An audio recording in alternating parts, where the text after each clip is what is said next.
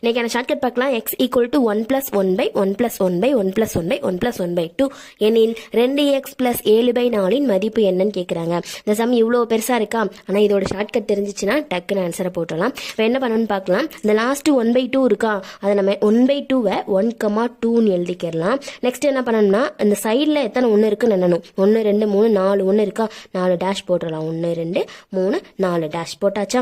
Next என்ன பண்ணணும்னா, இந்த 1,2 வந்து ஆட் பண்ணிக்கலாம். இது ரெண்டு நம்பரையும் 1ஐயும் 2ஐயும் ஆட் பண்ணோம் அப்படின்னா 3ன்னு வருமா, அவ்வளோதான். இப்போ இந்த ரெண்டு நம்பரையும் ஆட் பண்ணிக்கலாம். 3 2 ஆட் பண்ணால் 5.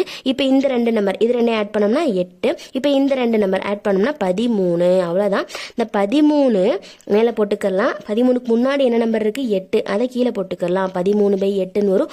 இதுதான் எக்ஸோட வேல்யூ. இது எல்லாத்தையும் ஷார்ட் பண்ணதில் கிடைச்ச ஆன்சர் என்னது, 13/8.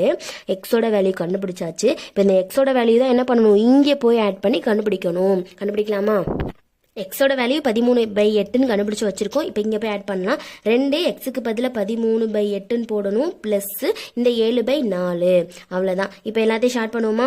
1 2 4 2 8. இப்போ என்னென்ன இருக்குது, பேலன்ஸ் 13 இருக்குது, 4 இருக்குது, ப்ளஸ் இங்கே 7/4.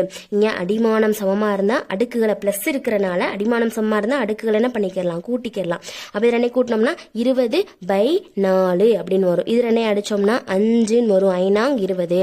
ஆன்சர் என்னதான், 5 தான். நமக்கான ஆன்சர் என்னதான், 5. ஆப்ஷன் B ல இருக்கு.